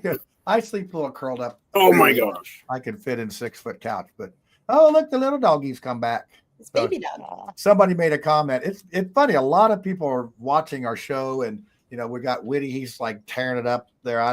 If the Republican Party doesn't throw me in the White River when it's frozen, I don't. If I survive that, because he definitely scorches the earth. But a lot of people, obviously, Sue Finkham decided to follow us on Twitter. Tiffany probably had something to do with that, maybe. Oh, I've been out of town. Out of town, me too. Well, I'm back. Glad to be back. We got. So here's the other thing. When you think about all those fences that were up, I would imagine that some of those would have been along the parade route if the parade had been outside. I was thinking that would have been terribly unsafe. There's no way in the world. I don't know. It is a security nightmare. Down the streets of Washington, D.C. There's buildings. There's buildings everywhere, and they can't vet them. So when sniper's going to snipe. I don't think that there's any way that they safely could have walked from the Capitol to the White House or wherever. There's I know. There is one thing that is consistent though about the people that have been around and tried to kill Trump and assassinate him, and that's that they have been featured in BlackRock commercials. So if we simply go look at all the BlackRock commercials we'll see the next guy. And make sure all of those people are, locked up and away from DC, Trump could have been walking around. Well, I think there's a lot of people. I think you hit a nail on the head. And I know we don't have conspiracy tinfoil hats on, but I think there's a lot of people that draining the swamp or whatever you want to call it, Brad. It's there's going to be some people that are going to lose their livelihood. And you know what that means. You can screw around with this or that, but you screw with my it's going to get dangerous. I don't know. He seems to be fearless. What? I get shot in the ear one time, I'm out. I'm sorry. I'm getting ready. You're too far in. I got the big ears too. I got plenty of ear to spare. Do you guys? I still imagine have a hard time understanding in your 70s and you get shot in the ear. You're too far in. You're at the last 60 days, 90 days of your campaign. You're like, you're gonna die eventually. Why not? It's follow your passion. They come within millimeters of killing you. When your number's up, your number's up. So, but I was like I said, I've not been a huge Trump fan, but he's at least gained my respect as far as a guy that just friggin' will not quit. He's like. I think that's a smart thing to say. I think that among staying at the hotel. Oh, so the one thing I was going to tell you, John, I don't know if you knew this, was that I guess the National Mayors Conference was going on in DC, over the weekend. I think it might have been like a Thursday, Friday, Saturday thing. So when we went to the Indiana reception on Friday, Scott Willis was there, Mayor Jensen was there from Noblesville. And then we also met the new mayor of Fort Wayne, who took over for Mayor Henry. She's a Democrat. He was a Democrat. But so this weekend before inauguration, you've got all of your mayors from all across the United States. But what I like, and you kind of were hinting at it, what I like about this time is like now that he's in office, it is really a time for people to not be angry, just kind of figure it out. He's the president. For a week. There's nothing that we can do to change it right now. Just kind of go with it. And I felt like nobody seemed angry or crazy or like on, none of the, I didn't see any protesters who were just like screaming and crazy and all worked up and agitated. So I feel like we're going to get to a better place. I think everybody's hopeful. Everybody's hopeful right now, but you know how this is. A lot of it is just like what's the point? Like there's not protesters because it's what's the point? What's done? Yeah, I agree. The Jack Smith, his report came out, and nobody cares. Like, yeah, and then he got the other one suppressed. But I'll tell you, the thing that is very interesting in this is everybody's hopeful, and the ball's in his court, and he came out doing what he was going to do. But hey, Mexico never paid for the darn wall, so there's going to be some letdowns. Hey, but they're losing the Gulf, so yeah, they lost the Gulf. I think that was all a distraction. We're going to tell them about the wall, but then we're taking the water. Yeah. So And Brad, we didn't even talk about Micah. Oh, I know. Are you doing? No, I brought up the Purple for Parents and the Kinsey Institute and their I went to conference. that. I went to that last Wednesday. And just the fact that Purple for Parents has called, they've called Boehning a coward. The last session, like they've burned a lot of bridges, but now they're still on stage with the lieutenant governor, with the state comptroller. Like, I know, and it was a good presentation, but they were strictly going after the Kinsey Institute. I don't know if you know, John. They were still mad. They were still mad about it, though. They said that the press didn't cover all of Kinsey's, atrocities. Atrocities is the right word. And again, it's not about. To me, it's about what is the institute currently doing. Like it cannot be doing the same thing. Like, this is about the funding that they want. They honestly, what I gathered is they want to end Kinsey Institute. Yeah, and the way they're doing it is by the purse and the power of the purse. They kept saying power of the purse. That was a Rhonda line. It's Well, Rhonda's gotten better at speaking and stuff. I think she used to be a little. But I want her to not speak about this. Like it's just pushing an agenda. She is pushing. Yeah, I think we all are doing that. So, do you think that Kinsey for the best use of taxpayer dollar? Yeah, do you think the Kinsey Institute should be funded or not funded, Brad? What are you trying to say? No, I'm fine with it being funded. But it's currently, and by the way, like it being defunded got like snuck into the budget last year. Larissa Sweet. He came in the front door on this one. I think they tried the back door, but that's a bad joke for Kinsey Institute. But anyway, I was like Tiffany's hiding on that one. That was bad. Get him off the show. That's what happens when we run late. I say things like that. But they want it to go away. Like they're mad about it from a moral standpoint. It has nothing to do with. It's because they don't agree with it. And so if you open that door, how many things don't we agree with that colleges are doing that you're going to say, well, I'm going to defund this school because of this? Yeah, well, that's when we get to a slippery slope. But one of the things I know, having a psychology background, is there was Dr. Watson in the 20s had baby Albert, and they basically took a 1-year-old child and conditioned them to be scared of rats and clowns, and there's actually a book that says 30 years afterwards, where's baby Albert? And they sort of, because nobody tracked him down. But that's where a lot of our rules come from for experimental options and things. So Kinsey is in the 40s, and he's doing all this stuff that's it was not legal to do that stuff. And John, like, I'm not saying that the history is not, but you're saying the present day has gotten away from that enough. Is that? I mean, I've not done enough research to see what they're doing. I think sexuality is something that should be sexual studied. Sexuality? No, just I forgot the word.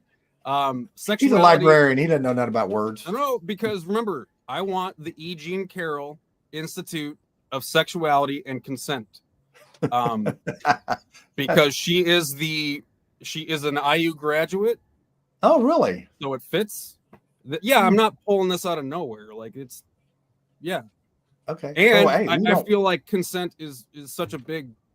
When we talked about rape kits, and I mean, they got 600 rape. My thing. What I wanted to say. I'm saying we need to not work on the rape kits. We need to work on how many rapes there are. I mean, or how many shoot. I mean, right. That'd be a good start. How about we do that instead of? So how is defunding a Kinsey Institute about sex to learn about sex and to potentially learn about what consent is? I don't think they're studying consent. I think that some of the studies were just kind of a little bit more about like sexual proclivity and likelihood. No, but like I'm even saying you could say that the victims of like Kinsey's sexual abuse, if it did exist, like would be studied under the consent portion as well, like. And you could talk about where. Well, I don't know how a 1-year-old consents to that. No, exactly. So my daughter took a human sexuality class at IU. It was her first semester. It was fall of 2019, and it was taught by one of the more established person in this group. And the lady was on the board at Kinsey and on the board at Trojans, and all of this stuff. And so, they're talking about, orgasms and female parts and all kinds of stuff. And Michaela was a very young college freshman. So she went to college at 17. And she's saying she's sitting in this class and she's like, what? And she gets through it or whatever. But they had to watch videos, and she had to watch something about like the NAMBLA, the Man Boy Love Association? Yeah, North American Man Boy Love Association. Yeah. And it was part of the curriculum for this class. And her takeaway, and this is just her taking the class, and she was like, Mom, people are trying to normalize, like adults and children having sexual relationships. And that's why they're minor attracted persons. They're not pedophiles anymore. And so, like she said, like they've got these videos and they've got these people, and they're like, well, this is just who I am, and this is what I enjoy, and I don't feel like I'm doing anything bad, and she said that the video tried to make them as students to become more sympathetic toward this new social construct. This is like not that long ago stuff. No, this is see, but I feel like a teacher showing that would actually like. It allows the student to still make up their own. Like, I mean, I would be repulsed by that. Like, I don't think it's shown as like, oh, this is like, I'm like, that is. But like the thing is that wait a minute. It's like the whole concept. If you are a member of NAMBLA and you've acted on your desires, you're a pedophile. You're a pedophile whether you act on the desires or not. Yeah, your sexuality is criminal. The way that I might go on to Etsy to look at, the best color of paint for 2025, you're looking at stuff on the internet that you're not supposed to look at. I mean, everything about your sexuality is criminal. Yeah, like you know who just got arrested was actually, he won awards. I'm trying to remember the guy's name. He won awards for his, very edgy, anti-MAGA, anti-conservative type political cartoons, but yet he had AI generated child porn, lots of it. And so there was a new law that said, hey, even if this is AI generated and no actual children were harmed, it's still not okay. Yeah. And that's true. It's still not okay. And I'll be Dr. Stock for a moment. When you're exposed to images that make you sexually aroused, you keep coming back and it changes your brain. Your brain releases chemicals, that oxytocin, And for you to get that same high, you've got to look at the same stuff, and it gets progressively worse. And worse. And but I feel like isn't that a gateway? It's a gateway drug. You're looking at it, your brain's responding to it, you're being sexually aroused, and then eventually, people act on it. That's why porn is a multi-billion-dollar industry, and especially child pornography. And so I just have a hard time normalizing it or thinking that it's okay. Yeah, Well, like Janet said should it. be studied though. what do we got here? Now, you know what? I don't think that we have to study certain things that are wrong. Well, Janet said trying to normalize perversion. Then she said it's putting things into students' heads that shouldn't be there. That's Exactly. called desensitization. And that's why people have to get progressively harder with their porn habits. And their brains are, continue wired differently. I have multiple male friends. Shouldn't they that know how that dangerous were it is? sexually assaulted with? They don't care, Brad. They don't care. They have their own sexual proclivities and They're perversions not behind the scenes that drive them to try and desensitize your child. Exactly. They're not the Kinsey Institute of Trauma. Well, my thing is No, like but shouldn't I want it be like teaching about moderation of sexual thoughts before you become like? I don't think it works that way. Who I think moderates it's one of those sexual things thoughts? where No one does that. My thing is Okay, like so then there is no. That's why NAMBLA does exist, because you can't regulate. I think Brad, I'm going to take up for Brad here for a second, because I think, Brad, what you're looking for is balance, and I'm going to give you some extremes. So growing up in the Mormon church, we had, I think his name was Dallin Oaks, but we had this this leader in the Mormon church in Salt Lake City, Utah. I think he was one of the apostles or whatever.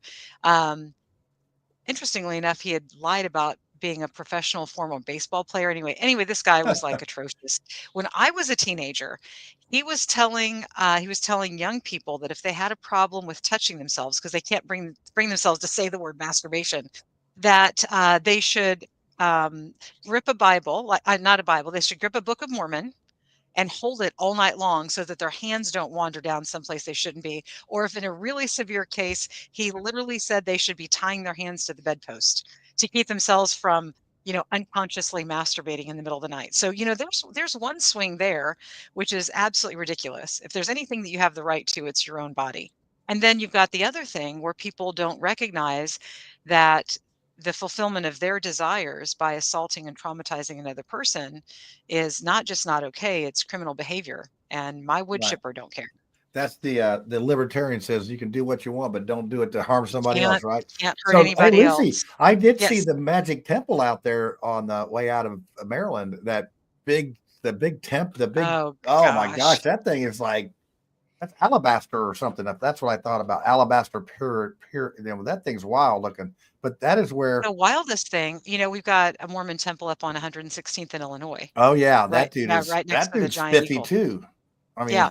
So what's really interesting, well, and I don't even want to start on this because then we're going to go to 2 hours, but we ought to have, a cult expose some night, and we can hopefully shed some light on those people that still think that the Mormon church is okay. The Mormon church is actually very occultic. And if you go and look at the symbols on a lot of the Mormon temples, they're actually occult symbols that are based in Freemasonry.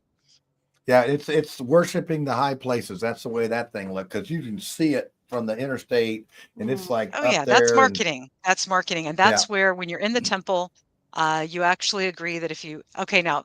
What was it, 1991 it changed? So prior to 1991, when you went in to get your special Mormon underwear, it's called your endowments. And I want to put on the record, I never went through this myself because I was never a good enough Mormon. I figured it out as a teenager. So I never did this. But they actually separate the men from the women, and they put you in I think they call it a shield. So it's basically a sheet with a hole cut for your head, and then women minister to women and men minister to men, and they use anointing oil. Can you tell us this? Oh yeah, because not Scientology.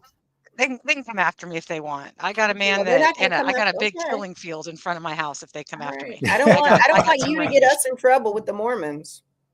Well, we don't want them to come get our magic underwear and take them back. Well, yeah, because they're right up there in Sunblast. I want a pair of magic underwear so bad now. I do too. So I'll tell you about that too. All my family was handcart Mormons, so they went across the plains and ended up in Salt Lake City, Utah. Killing my wife's family. Yes, killing your wife's family, which apparently now is going to be on Netflix. Anyway, so to get back to the Mormon temple ceremonies, which were stolen from Freemasonry, Joe Smith became a Mason. He brought it back, and he says that he's restoring the temple ceremonies even more correct than Solomon himself had it, because Joe Smith was a megalomaniac. So in the temple ceremonies, you would agree that if you revealed the secrets of the temple, that your neck would be slit from ear to ear, and that your belly would be slit so that your bowels would gush out onto the earth. And this was how you were going to atone for the sin of having, divulged the secret ceremonies. Now that's all in Masonry too. In Masonry, they put a hood on you, they pierce your left breast. They're progressively more dramatic rituals as they go on and they ascend through the levels. Yeah. But here's what's really funny. And I know this because, I did my parents. Oh, yeah, I did this growing up. I did my parents' laundry growing up, and my parents were both Temple Mormons. They got married in the temple. There's a whole host of things about that.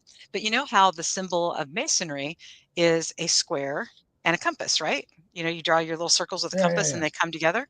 I can't quite do it there, something like that. You'll recognize that with a G in the middle. On the Mormon magic underwear, they believe that their underwear protects them. My grandpa was really rich and had a helicopter. He was a geophysicist and he found oil. So he had a helicopter, and they actually had a helicopter wreck. And grandpa told us that wherever his garments were, which is about the length of bicycle shorts and a t-shirt, wherever those garments were, he was not harmed. All of his scrapes and bruises and burns were not where the garments were. So anyway, on one nipple, like embroidered, on one nipple was the square, and on the other was a compass. And then there was a bar tack across the navel. And that's because in Freemasonry, they have this thing called the 5 points of fellowship, which is breast to breast, navel to navel, knee to knee, and hand to back. So there's like 5 points of touching. And if you start looking at world leaders, you can tell who the Masons are by their handshakes, because there are different handshakes, like the sure sign of the nail. So when you see Billy Graham has been accused of being a Mason because when he was shaking hands with a Mason, normally when you shake hands, it's just like normal like this. Well, the guy that was the Mason turned his hand under, and that caused Billy Graham's thumb to go on top. Well, depending upon what degree you are in the craft, you have different handshakes so that you can secretly communicate. When you see people, and they're like a man in a suit, and he's got his hand inside the breast of his jacket, and you only see part of his hand, and you see that a lot. That's actually the hidden hand. That's another sign in Freemasonry. Man, If you can't read the symbols, you don't know what you're dealing with. This is the way that 666. What about the way that Trump shakes this. hands, where he grabs somebody's hand? Now that's okay. just a power So one move. of the things in Masonry, I just thought this was a Mormon exuberance thing, because you're a little girl growing up and you see men shaking hands and all that, and you don't think too much of it. But I always noticed that some of the men, that they were just extra good friends. So if you ever watch two Mormon men shake hands or two Masons shake hands, what you might see is they're going to shake each other's hand, and then they're going to pull each other in and grab the opposite elbow. And you're thinking, man, he's shaking his hand, he's shaking his elbow. They must be really close friends. No, that's not it at all. I better be careful how I shake hands. Geez, I might. Well, that's funny. I've had a lot of people say I need to join the Freemasons because I'm a bricklayer, Mason. I'm an actual real life guy. But nope, you will be making pacts with Satan. I have my dad's Mason book or whatever. So, he was at the Speedway Lodge back in the day. Now he didn't do. I mean, he did all the degrees, but I think he joined to play bridge because they played bridge a lot. Yeah. Probably where they plotted to take over the world. Yes, I'm sure my dad was a simple bridge big plotter of that. He was not that guy. But he loved to play bridge. Loved to play bridge. Janet, I do not know Augusta, but I would really appreciate an introduction, because when I was a little girl growing up, I went to the Mormon church that's in Brownsburg. I'm good. I don't have a pierced nipple. That sounds terrible. But then the Mormon church here has a steakhouse, which is like, you got like your wards that are outside, and then you got the bigger church that happens to be in Fishers and Sunblessed. And so I went to that one in Fishers a couple of times a year. All right. Well, on that note, we have officially almost got 2 hours. We've dragged this show out to 2 hours. This is not a Nazi salute. This is just wait. He did. I thought it was Buzz Lightyear. Yeah, I was like Buzz Lightyear. Yeah, he grabs his he went from his chest like that. Like he did that. And he now turned you guys around have and did it video of again. me doing that. Yep. Yeah. Now, Yep. Brad, you're gonna Yeah, if you he run really for did. office, you're never gonna win as a Democrat because we just got you on our Well, TV show that doing the was- Nazi thing. Everybody So was showing, like, libs of TikTok was showing like pictures of like everybody doing this because they were pointing somewhere and they're like, oh, what about this? where's the? Shut They up. got to draw the Like, little. just- They got to put the clankety mustache on them. That'll do You know, it. this is, I think, Yeah. the part that I'm not going to be really excited about is how everybody's going to dissect everything that happens. So, like, Everything. my dad called me today to ask me a couple of questions. I mean, So where's your my dad dad's on in this? his 80s, so I guess if these 4 years keep his heart pumping and keep him moving, I guess that's good. Is he yelling at the TV about this? I Is he a pro or an against? Is he like, daughter, you're disappointing me with this Trump stuff? So my dad's a Democrat, and he was very much for Kamala, and we had this conversation, and so my dad's always been in the military. He went to the military in 1959 after he graduated high school, and I asked my dad, why'd you go in the military? He said it was either go in the military or work in a factory, and it was hot in the factory. So this was 1959.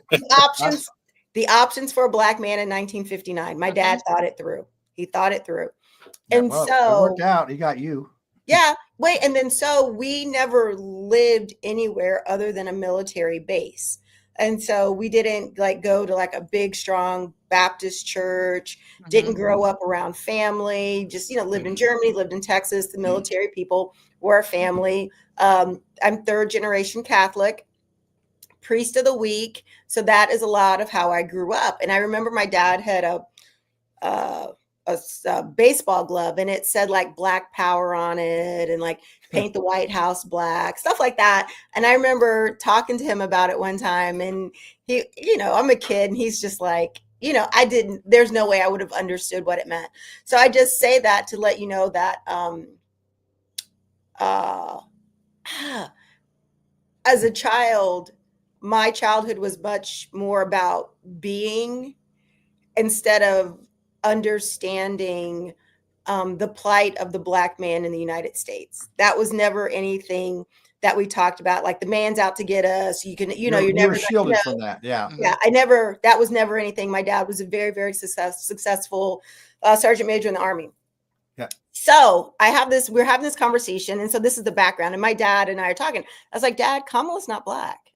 And he's like, yes, she is. I was like, Dad, like, she is not an American descendant of slaves. She's not a black American. And my dad's like, she grew up in Canada. Her dad's from blah, blah, blah. I was like, Dad, she is not an American descendant of slaves. And I was trying to get my dad to understand. I said, Dad, do you remember you had that baseball glove? It said Black Power, paint the White House black. And, very much, Black Americans, American descendants of slaves who grew up in the 50s and 60s and went through the civil rights movement and know what it was like to for our country to come full circle and understanding everything that Martin Luther King did, and the importance of the bus rallies and crossing the Edmund Pettus Bridge, and that is an important part of American history, and especially that for American descendants of slaves. And I was like, Dad, she grew up in Canada. Like, she is not a Black American. And so I just say that, and maybe it's like a conversation for February, but I think that everybody who has brown skin is not an American descendant of slaves. So we have very different experiences and ideas of what it is like to be a Black American. And even an African American. I have my high school intern. She's from Nigeria. She's an African American. So we use these words and we don't really understand what it means. But at the end of the day, we're not communicating what we need to communicate. So it was a lovely conversation with my dad, which ended with him hanging up on me. Because good job, Tiffany. Sort of like Brad leaving the show, right? I know. Yeah. I gotta go. But on that note, I'm trying to end this show, but that was I thought that was great, show. Tiffany. By the way, thank you. So we have and it is interesting because one of the things that I do notice that Black people above 50 are really set in their ways, but a lot of the kids of those said Black kids, parents are questioning some things. That's just one of the things I noticed out there. And I think that's true with everyone, that we're sort of. Lucy, thank you. Like that, it. you guys both shared a lot. I know. Well, it was good. It was good. Yeah. It was nice. Mormon It was temple. good. It was just really good. And so, like, for me, I wore my beanie. I wore some Trump stuff while I was out there. And it is interesting to be a brown person. And when you have your Trump garb on, some people know that you come in peace.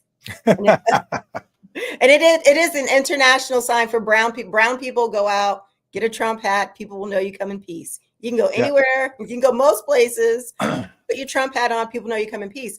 But then also, I had to be very mindful because when I'd be around brown people, I'd get like these funny looks. And I was talking to this lady in the elevator. I was like, oh my God, we just came back from this really great museum, TJ Maxx. You got to go. And I was telling her I got this and I got that, but I've got this Trump hat on. And she's just kind of like, and I'm trying to tell her about the good shopping that we did. And so it's different. You know what I'm saying? It's like I'm showing my support, but also it's not 100% who I am. Right. We went to the TJ Maxx in DC and it was awesome. That was amazing. Well, one of the things, I mean, there was some people from Manchester, England there. There was a bunch of people from Canada that were Asian from Canada. I'm like, what? I mean, you can't. Yeah. Oh, yeah. And they were. Yeah, lots of Asians in Canada. Well, yeah. Isn't that how Dr. Ping came? I think he came from China through there and then got here. So, but I mean, it was just a very interesting. I got interviewed by the Appalachian 100 Times and stuff. And so Adam was on the European radio network or something. And so we were like, people were interviewing us a little bit on stuff and the Mexican radio. And but think about it. They're probably like, you go to America and you talk to those average Joes. And they get me. They're probably like, there's 100,000 of them. Like, look at all these Americans. Like, oh my gosh. So I was doing one of the interviews and then I had like 30 people around me. And then I realized these people are actually listening to this idiot. So, because they were, but I started you are the international face of America for some country. From somebody, that's just not good. Well, I told them and the jacket. They think all of us have jackets like that. Well, I was in my suit for that one. I let Adam wear the jacket the day I wore my suit, and he was like, "You would have thought I gave him the Technicolor Dreamcoat or something." It was just, it's funny. People go after this thing. I mean, it's got a bunch of, they're like, "Oh, that's the coolest jacket." One of the transit worker ladies wanted to steal it from me. So, but that was just, one more thing. And then we're going for sure. Cause we're 2 minutes away from 2 hours, our longest show ever. The transit system. Did you ride the transit system at all, Tiffany? No, took a couple of Ubers, but our hotel was 2 blocks away from the convention center, 2 blocks away from Capital One Center. Our bed and breakfast was actually in Maryland, so we took the transit system, and man, it looks like it's got a red line and a green line and all that stuff, but it is well done. It's a cool train. I loved riding it. Yeah. And then we got gypped. This crap. I'm sorry, I'm not going to get started. I'm not going to get started on what we have here, but if it gets all put together and they can start doing it right, I think I can start to see the vision on this thing, but we are light years behind what they had. I mean, their stuff was cool. I mean, it was fun riding the train. We had our all you do is you load your phone up and all you got to do is stick it on the little thing there and it lets you in. Like, I'm like, John goes to the city. Yeah, I know. I had to have a millennial teach me how to load up on my phone. But anyway, that's it. We got 1 minute to go for a 2-hour show. And we're going to save that for a record for later. Let me get to the biggest show, the hugest show, the toughest show. I knew we were going to go late today. So did you notice that we got Spiro in your group? Who was in your No, group? He did not go. It was Adam and his girlfriend. It was Joyce and her 2 Louisville relatives, Chris, and they were Dwayne that went. He was actually in a band that opened for Leonard Skinner and all sorts of stuff. So it was a cool group. We had a good time. So that was fun. Did you notice we got 2 more numbers on our thing? I was going to get Trump to do number 47 and number 45 on our countdown, but I didn't get close. And if I saw Obama, I was going to get that 44 for Brad. No, I bet I could get it with AI. Can we? Yeah. Get an AI of all of them. But get Biden. I want them all. I want 47, 46, 45, and 44. I want it. Make it happen, Brad. Make it happen. Can we just all agree? Can we just all agree that the pictures of George Bush from Jimmy Carter's funeral, he looked like he had on a cookie-proof vest. Yeah, he was, and then he was doing eye stuff, and he looked like he had on like a vest full of cookies. Oh my gosh, So one of our loyal fans, she's biased. She said, "Great show, everybody! Great show." So, all right, kids. It was. We had fun stuff to talk about. We got more next week. It just keeps on coming. Now it's funny. We got people that want to be on our show and not have to be. I love it. I love it. So here we go. All right. I think I got an exit here somewhere. Let's see. No, that's not it. Maybe. Hold on. I don't know. I don't think it's going to be. Hold on. There it is. I got it. I found it. All right. Man, I'd love to have a producer. Hey, see you guys. See you next week. Same bad time. Check out my Facebook post for pictures from the inauguration. You got to wait. There's 26, 25, 24, 23. You got to wait the countdown. So it gets we to have 20 seconds. Oh, we got a few seconds here before we get there. Oh, yeah. Well, if you want to see any pictures from the inauguration or from the weekend, please check out my Facebook page, Tiffany Hill Ditlevson, please. And you can go to mine too. I mean, hers is way more exciting than mine, but I got 3 pictures of squished rats, but I'm not posted those yet. So here we go. Are we ready? Somebody tell me when it's time. It's time. We hit it. See you. Bye.